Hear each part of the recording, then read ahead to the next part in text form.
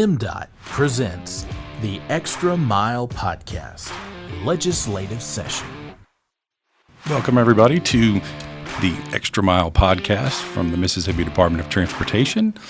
We are in our second week of the Legislative Session Special Edition, and we have a special guest host for you this week. I'm Jason Smith, the Director of Public Affairs for MDOT, and with me is Public Information Officer Katie Hornsby. Katie? Hello, everyone. Y'all might have heard my name. I'm usually behind the scenes as a producer, but Jason and I are stepping up as hosts this week, so we're really excited about that. We've got our special guest with us as well. Katie, will you introduce our guest for us, please? Yes, so very excited to have Senator Jenifer Branning in the studio today. She is the Highways and Transportation Chair. She represents District 18, which includes Leake, Neshoba, and Winston counties, and we are so happy to have you here today. Thank you for the invitation. Of course. So just kind of starting off, we just left a subcommittee hearing, and for people who might not be familiar with that, out of all the hearings, the Mississippi Department of Transportation was a part of that. Kind of talk about what happened and Sure. So early this session, we have made it a point on the Appropriations Committee. We're broken down into various subcommittees, and I do chair the committee that deals with highways and waterways and those types of agencies. And so we have these preliminary hearings, which are broken down into subcommittees. There are usually 3 to 4 senators on these committees. It's just an information gathering process. And the agencies bring to us their preliminary request for their budget, and we ask questions, and then we go back and work to craft their budget. And if we have questions for them in the process, we sort of circle back. But then the subcommittee makes the decision and brings it before the full Appropriations Committee. It will go through that process and then eventually make it to the Senate floor. And then we'll flip and we'll do the House bills, and the House will take our bills for consideration. So it's just a part of how we divide and conquer the monster of the appropriations process, and I think it works very well. Chairman Hobson does an outstanding job. Tries to keep it streamlined and very organized, the way we approach all the budgets. And so that's what today consisted of, was just a subcommittee hearing. And like I mentioned, the Mississippi Department of Transportation had their own hearing. Kind of talk about what was discussed and what kind of the outcome was. Sure. Director White is doing an outstanding job. So he brought information to the subcommittee that sort of briefed us on what the MDOT request will consist of for the next budget year. He talked about the additional federal dollars that will be available, what monies will be there, what monies will not be there, because there has been some information floating around that may not be entirely accurate, and I appreciate him being able to get in the weeds with us today and help us to understand what those dollars mean. And so we have made it a point today. In fact, I think I invited all of the committee members today, those that had additional follow-up questions, that we would do something that we don't typically do in the appropriation subcommittee process, and that is to have even a second hearing before we bring that budget before the full appropriations committee. We want to have the opportunity to allow Director White to bring us additional information. There were a couple of senators with questions, and so that's what we'll do. We'll keep working to make sure we understand what the numbers mean, what the request is, and then we will decide from there if we're able to fulfill all the requests or some of the requests, or we may have additional suggestions from there. Okay. Well, we are wrapping up. This wraps up the second week of the session so far. Yes. What are some of the highlights that have been dealt with and some of the major issues so far in the session? Yeah, well, so far we did congressional redistricting yesterday. That took us a couple of hours on the Senate floor, and so we adopted the Magnolia 1 plan that came to us from the House. A very good debate, I thought, on the redistricting plan. I think it's a great plan. Today, we went through the medical marijuana bill that passed the Senate after about 3 hours of debate. And so we have gotten a lot done in the first 2 weeks of a session, which is not typical to bring legislation to the floor that quickly. But we're doing that because we realize we have more major issues to deal with in this session than is typical of any other 90-day session. So we're trying to be efficient with our time and get the people's work done in a timely manner. And so for people who might not be familiar with the legislative session or how it works or the committees. Kind of give us an overview of what your committee is, the Transportation Committee, how it's made up and how it functions. So the Lieutenant Governor put the committee together at the beginning of the new term, and so I believe there are about 13 members to that committee, and I may be off a little bit. I don't recall the exact number, but he appoints those members to the committee. Senator Barbara Blackman is the vice chair, and so bills are assigned to the committee by the Lieutenant Governor based on subject matter, and so I'll receive a lot of bills this year that are filed that deal with transportation policy. Now, I don't expect to see a lot of major transportation policy moves this session coming out of the Senate, basically because we are so focused on the appropriation side. We have a lot of money that we need to spend, and we need to spend wisely. So I spent a large amount of my time out of session this summer and this fall going to different parts of the state. Certainly did not get to every county or every district, but I got to the places that I was able to this time. Plan to do some more of that next year. But I even crawled over and under bridges just to see what we are dealing with so that I can understand as transportation chairman when people come to me with problems to solve and they're talking to me about we need more maintenance money or we need more money for bridge repair, we need this or that. I want to understand and to have say, yes, I've seen that, so I can understand what the needs are and how we can solve those at the Capitol. So with all of that said, I spent time out of session looking at projects that are needed to have a better understanding so that now we are looking to spend those dollars. And I want to make sure we're plugging those in so they can provide us the greatest benefit. And what was your biggest takeaway from those trips that you made? So the needs in our state range vastly. They're different from each county, from county to county, just because there are different tax bases in the counties. And each county board of supervisors maybe have different ways that they spend their money, just different ways of doing business. There are all kind of different scenarios. I noticed over in the Delta, for example, in the Greenville area, one county, Washington County, I believe, has about 23 bridges that are out. I don't mean load posted, I mean out. And so what that means is in that particular county, and there are other counties too that have needs, but this is one that stands out. You know, if someone has an emergency out in the rural part of that county, they have to go miles and miles and miles out of the way, potentially, to get to the hospital. Farmers in that area have to go miles and miles and miles out of their way to get their harvest to market. And so you're talking about eating into someone's profit for that week.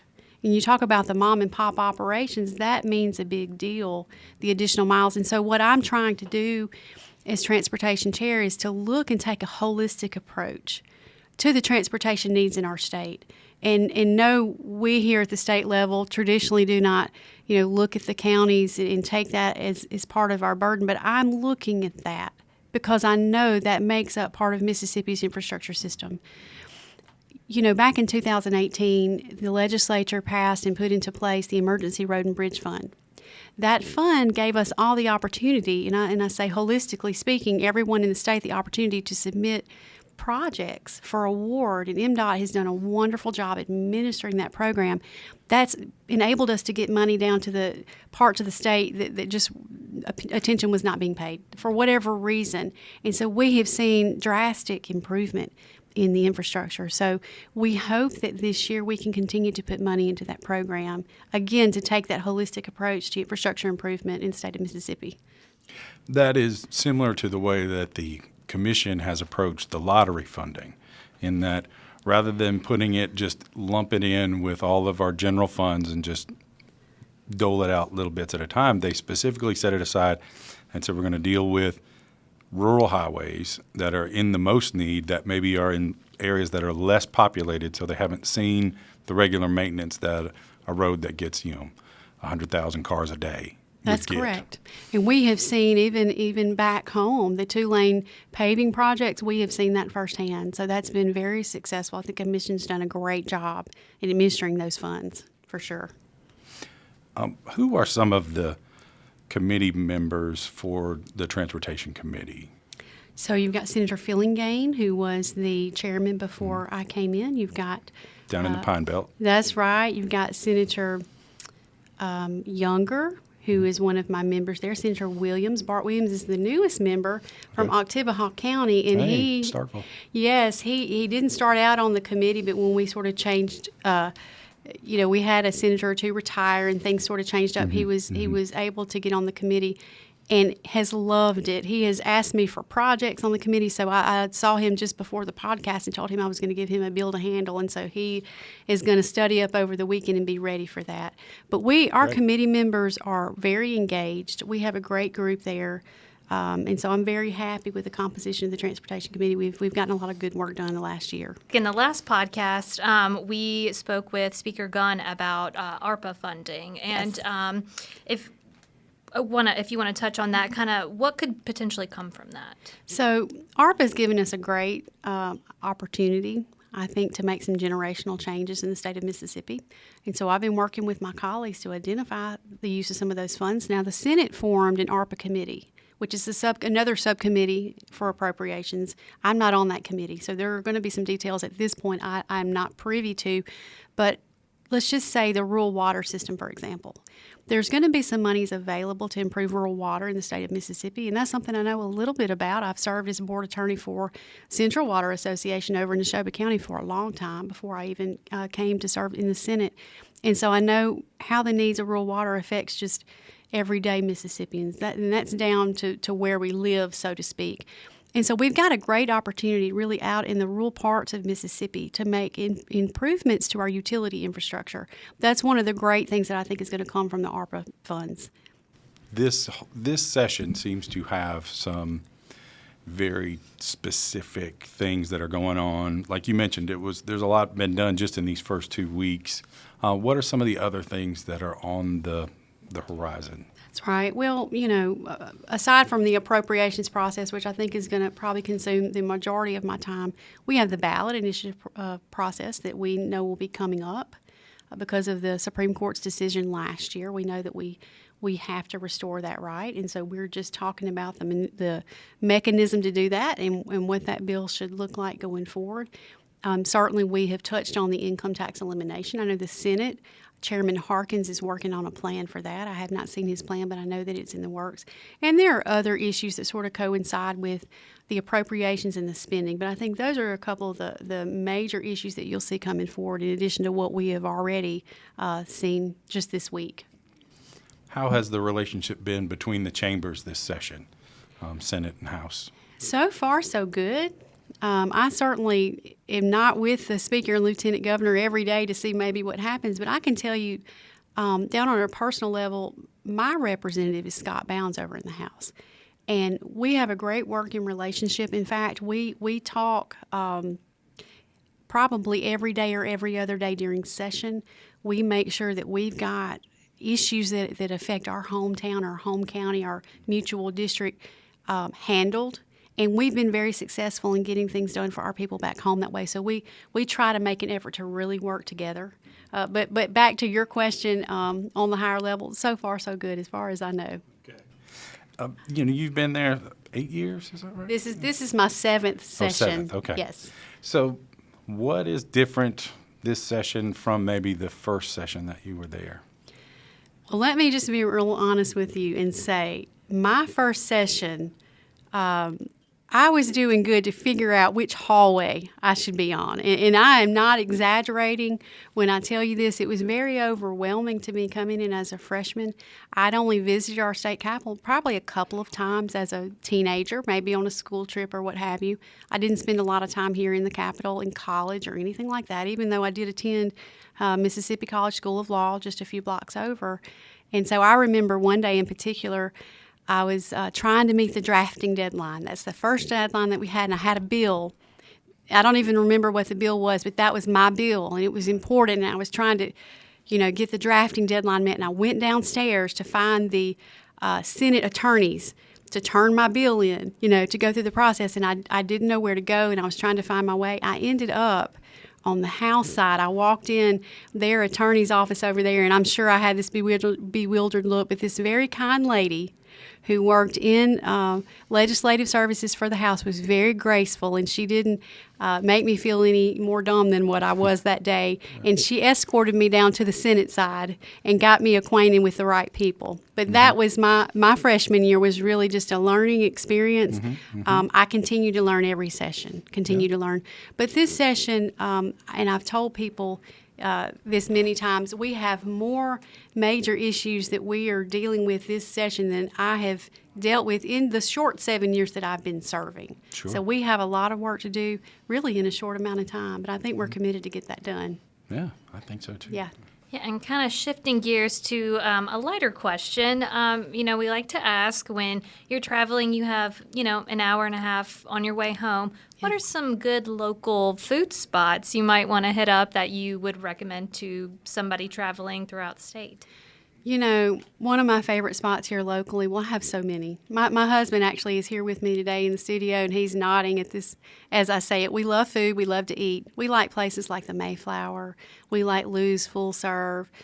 We like to hit up Native Coffee Shop here in Jackson when we have just a minute for a treat. When I have a car full of pages, when that week rolls around for me, we will hit Chick-fil-A about 100 times that week. So it just depends on how much time I have and who's traveling with me. Right.